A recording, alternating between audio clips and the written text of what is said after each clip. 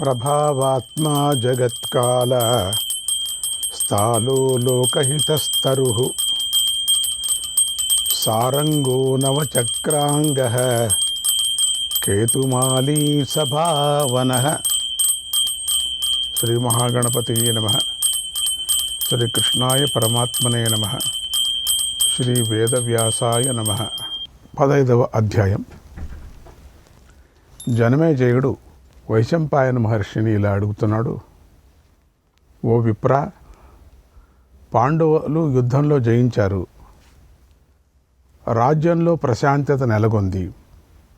ఆ తర్వాత కృష్ణార్జునులు ఏం చేశారు అని అడిగాడు. వైశంపాయనుడు ఇలా చెప్తున్నాడు. రాజా, పాండవులు విజయం పొందారు, రాజ్యమంతా ప్రశాంతంగా ఉంది, శ్రీకృష్ణార్జునులు సంతోషంగా ఉన్నారు. స్వర్గంలో విహరించే దేవతలలాగా వారిద్దరూ ఎంతగానో ఆనందిస్తూ చిత్ర విచిత్రమైన వనాలలోనూ పర్వతాలపైన అందమైన శిఖరాల మీద విహరించారు. నందనవనంలో తిరుగుతూ ఆనందిస్తున్న అశ్వినీ దేవతల్లాగా వారు పవిత్రమైన పుణ్యతీర్థాలు, సరస్సులు, నదుల వద్ద తిరుగుతూ ఆనందించారు. తర్వాత కృష్ణార్జునులు ఇంద్రప్రస్థానానికి వెళ్ళారు. అక్కడ మయుడు నిర్మించిన అందమైన సభాభవనంలో ప్రవేశించి ఆనందించారు. వారిద్దరూ పురాతన మహర్షులైనటువంటి నరనారాయణులు, ఆప్తులు. వారిద్దరూ మాట్లాడుకునేటప్పుడు దేవతలు, ఋషుల గురించి మాట్లాడుకున్నారు. చిత్ర విచిత్రమైన యుద్ధాల గురించి చర్చించుకుంటున్నారు. అందులో పడిన కష్టాలను గుర్తు చేసుకున్నారు. శ్రీకృష్ణుడికి సకల సిద్ధాంతాలు తెలుసు. అందుచేత ఆయన అర్జునుడికి చిత్రమైన సిద్ధాంతాలతో విచిత్ర కథలు కూడా చెప్పుకొచ్చాడు. ఒకనాడు అర్జునుడు అభిమన్యుడిని గుర్తు చేసుకొని బాధ పడుతున్నప్పుడు శ్రీకృష్ణుడు దుఃఖాన్ని నివారించే అనేక కథలు కూడా చెప్పి అర్జునుడు దుఃఖాన్ని కూడా పోగొట్టాడు. శ్రీకృష్ణుడు మహాతపస్వి, విజ్ఞానవేత్త. శాస్త్ర విధానంతో అర్జునుడిని ఓదార్చాడు. తర్వాత అర్జునుడితో అన్నాడు, ఓ అర్జున, ఓ పార్థ, మా నాన్నగారు వసుదేవుణ్ణి, మా అన్నగారు బలదేవుణ్ణి, ఇంకా ఇతర వృష్ణి వంశీయులను చూసి చాలా కాలం అయిపోయింది. కనుక నేను ఇక ద్వారక వెళతాను, నాకు అనుమతి ఇవ్వు. ఓ అర్జున, నీకు ఇష్టమైతే నువ్వు ఆ ధర్మరాజు వద్దకు వెళ్ళి నా ద్వారకా ప్రయాణం గురించి చెప్పు. ఆయన వెళ్ళమంటే వెళతాను, లేకపోతే లేదు. ప్రాణం పోయే స్థితి కలిగినా సరే నేను ఆయనకు అప్రియం కలిగించేది ఏదీ చెయ్యను. ఇంకా ద్వారకా ప్రయాణ విషయంలో చెప్పవలసిందేముంది చెప్పు. ఓ అర్జున, ఇప్పుడు నువ్వు నాతో వచ్చి నేను ద్వారకకు వెళ్ళే విషయాన్ని ధర్మరాజుకు చెప్పు, ఆయన ఆజ్ఞ ఇప్పించు అన్నాడు. శ్రీకృష్ణుడు ద్వారకకు వెళుతున్నాడు అనేటువంటి వియోగ దుఃఖాన్ని అనుభవిస్తూ అలాగే అని ఒప్పుకున్నాడు అర్జునుడు. అన్నాడు వైశంపాయన మహర్షి. శ్రీకృష్ణాయ పరమాత్మనే నమః. 16వ అధ్యాయం. ఈ 16వ అధ్యాయం నుండి 51వ అధ్యాయం వరకు ఉత్తర గీత చెప్పబడింది. జనమేజయుడు వైశంపాయనుడిని అడుగుతున్నాడు. మహర్షి, శ్రీ కృష్ణార్జునులు శత్రు సంహారం చేసి సభాభవనంలో నివసిస్తున్నారు కదా, ఆ రోజుల్లో శ్రీ కృష్ణార్జునుల మధ్య ఎలాంటి సంభాషణ జరిగింది, వారేం మాట్లాడుకున్నారు అని అడిగాడు. వైశంపాయనుడు ఇలా చెప్తున్నాడు. ఓ జనమేజయ, శ్రీకృష్ణుడితో కలిసి అర్జునుడు తమ రాజ్యం పొందిన తర్వాత దివ్యమైన ఆ సభాభవనంలో సంతోషంగా విహరించాడు. తర్వాత వారిద్దరూ తమ వారితో కలిసి స్వర్గంతో సమానంగా ఉన్న ఒక చోటుకి వెళ్ళారు. అక్కడ అర్జునుడు కృష్ణుడితో చాలా ఆనందంగా ఉన్నాడు. అందమైన ఆ సభాభవనాన్ని చూస్తూ ఇలా అన్నాడు. దేవకీపుత్ర, మహాయుద్ధం ప్రారంభమైనప్పుడు నీ మహాత్మ్య జ్ఞానము, నీ ఈశ్వర స్వరూప దర్శనం కలిగాయి. అలాగే నువ్వు చెప్పిన జ్ఞానమంతా నేను కలత చెందిన మనస్సుతో విన్నాను. దాంతో ఆ జ్ఞానమంతా ఏమైందో ఇప్పుడు నేను మర్చిపోయాను. కనుక ఆ విషయాలను నువ్వు ఇప్పుడు చెప్పు. వాటిని మళ్ళీ మళ్ళీ వినాలని నాకు కుతూహలంగా ఉంది. కానీ ప్రభు, నువ్వు ఇప్పుడు త్వరగా ద్వారకకు వెళుతున్నావు కదా అన్నాడు. ఆ మాటలు విని శ్రీకృష్ణుడు అర్జునుడిని కౌగిలించుకొని ఇలా చెప్పాడు. అర్జున, నేను ఆ సమయంలో నీకు అత్యంత రహస్యమైన జ్ఞానాన్ని బోధించాను. నా స్వరూపమైన ధర్మము, సనాతనమైన పురుషోత్తమ తత్వాన్ని కూడా నేను బోధించాను. ఇంకా శుక్ల కృష్ణగతులను నిరూపిస్తూ సంపూర్ణమైన నిత్యలోకాలను గురించి కూడా చెప్పాను. కానీ నీ తెలివి తక్కువతనం చేత ఆనాటి ఆ ఉపదేశాన్ని నువ్వు మర్చిపోయావు, గుర్తు తెచ్చుకోలేకపోతున్నావు. నాకు ఈ విషయం ఎంతో బాధ కలిగిస్తుంది. నువ్వు ఆ విషయాలను అన్నిటినీ పూర్తిగా గుర్తు చేసుకోవటం అసాధ్యమనిపిస్తుంది. ఓ అర్జున, నీకు నిజంగా శ్రద్ధ లేదు.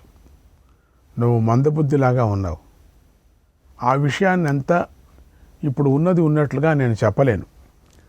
ఒక్క పర్యం చెప్పిన ధర్మం మళ్ళీ ఇంకోపారి చెప్పండి అంటే లేదు, కష్టమవుతుంది. అది ఇంకోపారి చెప్తే వేరేగానే అవుతుంది. అప్పుడు దాన్ని ప్రశ్నించవచ్చు కూడా మీరు. అప్పుడు అట్లా చెప్పారే మరి అని. అందుకని ఒక్క పర్యం చెప్పిన మహత్తరమైన ధర్మ రహస్యం ఎవరు విన్నారో వాళ్ళు మర్చిపోతే వాళ్ళ దురాదృష్టం, అంతేగాని మళ్ళీ చెప్పమంటే చెప్పరు. ఒకవేళ చెప్తే అదే ఈ అవస్థ అవుతుంది. ఆ బ్రహ్మ పదాన్ని లభింపజేస్తుంది కూడా.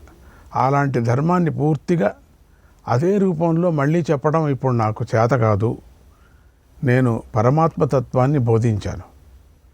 ఇప్పుడు ఆ విషయ జ్ఞానం కలిగించడం కోసం నేను ఒక ప్రాచీనమైన కథను చెబుతాను. దానివల్ల నువ్వు బుద్ధిని గట్టిగా నిలుపుకుంటావు, ఉత్తమ గతిని పొందుతావు. ఇప్పుడు నేను చెప్పేదంతా జాగ్రత్తగా విను. ఇదంతా ఒకనాటి ఉపదేశం. పూర్వం ఒక విప్రుడు బ్రహ్మలోకం నుంచి స్వర్గలోకానికి వచ్చాడు. అక్కడి నుంచి సరాసరి మా ఇంటికి వచ్చాడు. అప్పుడు ఆయనను నేను పూజించాను. ఆ సమయంలో నేను అడిగిన ప్రశ్నకు ఆయన చక్కగా సమాధానం చెప్పాడు. దానినే నీకిప్పుడు నేను చెప్తున్నాను, విను. ఈ విషయంలో ఇంకొక దానిని ఆలోచించకుండా శ్రద్ధగా విను. విప్రుడు ఇలా అన్నాడు. ఓ శ్రీకృష్ణ, మధుసూదన, నువ్వు సకల ప్రాణుల యందు కృప కలిగి ఉన్నావు. మోహాన్ని నాశనం చేసే మోక్ష ధర్మానికి సంబంధించిన ధర్మం గురించి అడిగావు. దానికి తగిన సమాధానం చెబుతున్నాను, విను. ప్రాచీన కాలంలో ఒకనాడు ధర్మం తెలిసిన వారిలో శ్రేష్ఠుడు, తపస్వి అయినటువంటి ఒక విప్రుడు ఒక సిద్ధ మహర్షి వద్దకు వెళ్ళాడు. ఆ సిద్ధుడికి ధర్మ విషయంలో సమస్త శాస్త్రాల్లోని అన్ని రహస్యాలు తెలుసు, భూత భవిష్యత్తులు కూడా తెలుసు. లోకతత్వ విషయంలో ఆయన ప్రవీణుడు. సుఖదుఖాల రహస్యము, జనన మరణ తత్వము తెలుసు. పాపపుణ్యాల స్వరూప జ్ఞానము తెలుసు. ఉత్తమ అధమ ప్రాణులకు కర్మానుసారంగా లభించే గతిని ఆయన ప్రత్యక్షంగా చూశాడు. ముక్తుడిలాగా సంచరిస్తూ ఉంటాడు. సిద్ధుడు, శాంతమైన చిత్తం గలవాడు, జితేంద్రియుడు, బ్రహ్మ తేజస్సుతో వెలిగిపోతూ ఉంటాడు. అంతటా సంచరిస్తూ ఉంటాడు. ఆయనకు అంతర్ధాన విద్య తెలుసు. అందుచేత అదృశ్యంగా ఉండే సిద్ధులతో కలిసి ఆయన వెళుతున్నాడు. ఏకాంతంలో వారితో కలిసి కూర్చొని మాట్లాడుతూ ఉంటాడు. ఆయన ఎక్కడ ఆసక్తుడు కాకుండా స్వేచ్ఛగా సంచరిస్తూ ఉంటాడు. అటువంటి ఆయనను గురించి కాశ్యపుడు అనే విప్రుడు విని ఆయనను కలిశాడు. కశ్యపుడు ఆ సిద్ధుడి పాదాలు నమస్కరించాడు. ఆయనకు చూడటంతోనే కాశ్యపుడికి ఎంతో ఆశ్చర్యం కూడా కలిగింది. తర్వాత కాశ్యపుడు ఆ సిద్ధుడిని తన గురువుగా భావించి పూజించాడు. తన గురుభక్తితో సిద్ధుడికి సంతోషం కలిగించాడు. ఓ కృష్ణ, ఆ శిష్యుణ్ణి భక్తికి సిద్ధుడు ప్రసన్నుడయ్యాడు. పరమసిద్ధి విషయం గురించి ఆలోచించాడు. దాన్ని చెబుతాను అని సిద్ధుడు తన అనుభవాన్ని ఇలా చెప్పాడు. నాయనా కాశ్యప, మానవులు నానా విధాలైన శుభకర్మలు ఆచరించి పుణ్యం వల్ల ఈ లోకంలో ఉత్తమ ఫలాన్ని, దేవలోకంలో ఉత్తమ స్థానాన్ని కూడా పొందుతారు. నిజంగా జీవుడికి ఎక్కడ అత్యంత సుఖం కలగదు. ఏ లోకంలోనూ అతడు ఎల్లప్పుడూ ఉండడు. తపస్సు మొదలైన వాటితో నానా కష్టాలు పడి గొప్ప గొప్ప స్థానాలను పొందిన అక్కడి నుంచి కూడా అతడు మాటి మాటికి తిరిగి వస్తూనే ఉంటాడు. నా విషయమే చూడు. నేను కామక్రోధాలకు వశమైపోయాను. ఎన్నో పాపాలు చేశాను. వాటి ఫలంగా ఘోర కష్టాలు కలిగించే నీచ గతిని పొందాను. తర్వాత ఎన్నోసార్లు పుట్టాను, మరి ఎన్నోసార్లు మరణించాను. ఎన్నో బాధలు అనుభవించాను. నానా విధాలైనటువంటి ఆహారాలు తిన్నాను. అనేక జన్మలెత్తి అనేక మంది తల్లుల వద్ద పాలు త్రాగాను. అనేక తండ్రులను అనేక తల్లులను చూశాను. చిత్ర విచిత్రాలైనటువంటి సుఖాలను దుఃఖాలను అనుభవించాను. చాలాసార్లు నాకు ఇష్టమైన వారితో వియోగం కూడా కలిగింది. ఇష్టం లేని వారితో కలిసి జీవించడం కూడా జరిగింది. నానా కష్టాలు పడి ధనాన్ని ఎంతో సంపాదించాను. అయితే అది నేను చూస్తూ ఉండగానే మాయమైపోయింది. రాజు వల్ల, నా బంధువుల వల్ల నాకు అనేక అవమానాలు కూడా కలిగాయి. వాళ్ళ వల్ల ఎన్నో కష్టాలు కూడా కలిగాయి. చాలా భయంకరమైన శారీరక మానసిక వేదనలు కూడా కలిగాయి. చాలా నీచమైన అవమానాలు, దారుణమైన మరణదండనలు, కారాగృహంలో నివసించటం వంటి శిక్షలను కూడా నేను ఎన్నో అనుభవించాను. యమలోకంలో అనేక యాతనలు కూడా పడ్డాను. అనేక నరకాలను అనుభవించాను. ఈ లోకంలో జ్వరాలు, రోగాలు, ముసలితనం, అనేక బాధలు, రాగద్వేషాల వల్ల కలిగే కష్టాలను కూడా అనుభవించాను. తరువాత దుఃఖంతో ఆర్తుడిని అయ్యాను. నా మనస్సులో అలజడి కలిగింది. అందువల్ల నిరాకారుడైన పరమాత్మను నేను శరణు పొందాను. సమస్త లోక వ్యవహారాలను విడిచిపెట్టాను. ఈ లోకంలో అన్నీ అనుభవించిన తరువాతే నేను ఈ మార్గాన్ని పట్టుకున్నాను. తర్వాత పరమాత్మ అనుగ్రహం వల్ల ఈ సిద్ధి కలిగింది. ఇక నేను మళ్ళీ ఈ జగత్తులోకి రాను. ఈ సృష్టి ఉన్నంతకాలం నాకు ముక్తి కలగనంత వరకు నేను ఇతర ప్రాణుల శుభగతులను చూస్తూనే ఉంటాను. ఓ కాశ్యప, నాకు ఈ విధంగా ఉత్తమ గతి కలిగింది. దీని తర్వాత నేను ఉత్తమ లోకాలకు వెళ్ళాను.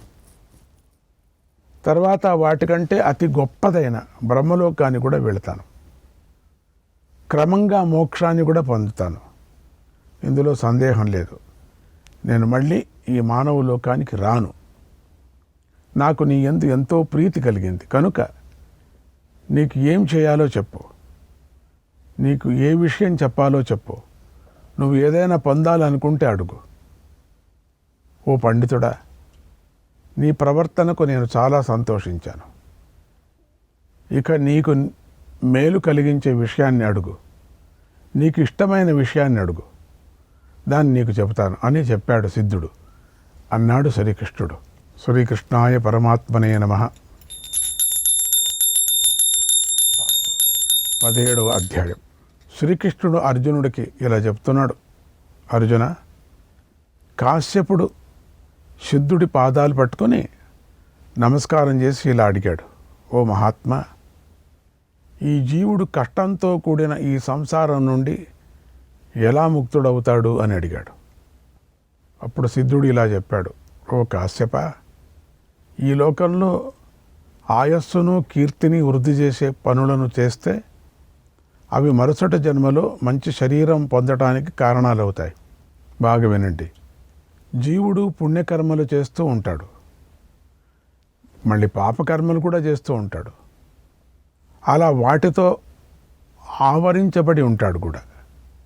ఇలాంటి జీవులలో జ్ఞానులు మాత్రమే వీడు పుణ్యాత్ముడు, వీడు పాపాత్ముడు అని తెలుసుకుంటూ ఉంటారు.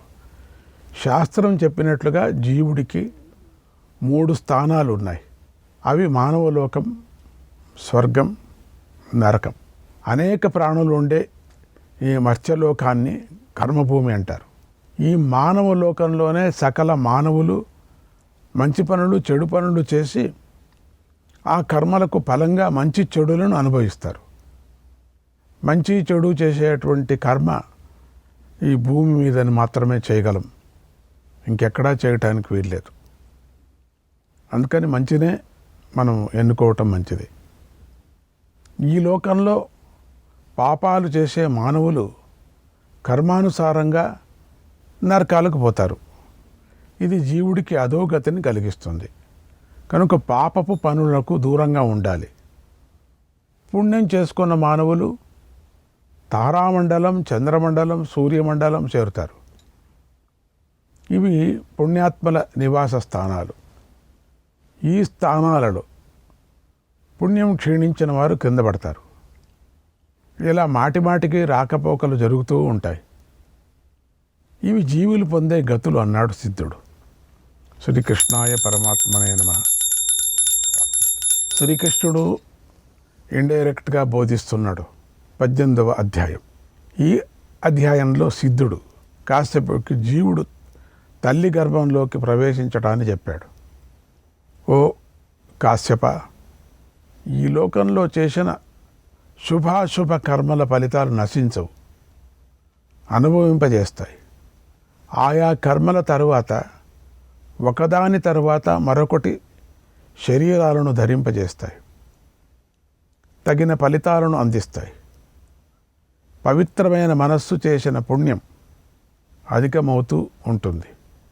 అలాగే పాపబుద్ధితో చేసిన ఫలం కూడా అధికమవుతూ ఉంటుంది.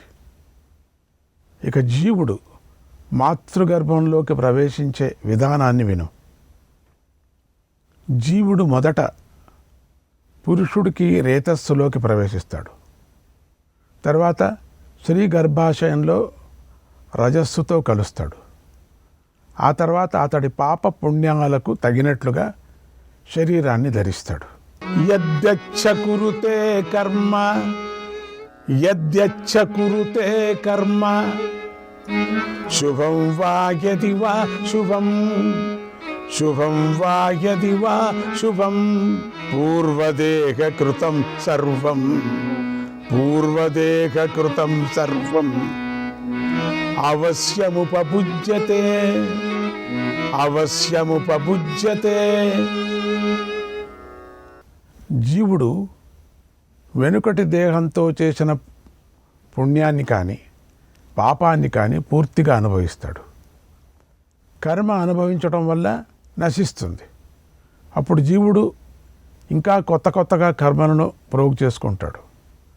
ఇలా మోక్ష ప్రాప్తికి సహాయం చేసే ధర్మాన్ని తెలుసుకోనంత వరకు జీవుడు ఈ కర్మ పరంపరను తెంచుకోలేడు. ఇలా భిన్న భిన్న యోనులలో జన్మలెత్తేటువంటి వాడు ఎలాంటి కర్మలు చేస్తే తరిస్తాడో చెబుతున్నాను విను. దానం చేయాలి, నియమాలు పాటించాలి, వేదార్థాన్ని మననం చేయాలి, పాటించాలి, ఇంద్రియ నిగ్రహం కలిగి ఉండాలి, శాంతుడై ఉండాలి, సకల ప్రాణుల యందు దయ కలిగి ఉండాలి, మనోనిగ్రహం కలిగి ఉండాలి, మృదు స్వభావం కలిగి ఉండాలి, ఇతరుల సంపదను తీసుకోకూడదు, లోకంలోని ప్రాణులకు మనస్సుతో కూడా కీడు చేయకుండా ఉండాలి, తల్లిదండ్రులకు సేవ చేయాలి, వారిని బాగా చూసుకోవాలి, జాలి కలిగి ఉండాలి, ఎప్పుడూ ఇంద్రియాలను అదుపులో పెట్టుకోవాలి, మంచి విషయాలను ప్రచారం చేస్తూ ఉండాలి. శ్రీకృష్ణాయ పరమాత్మనే నమః.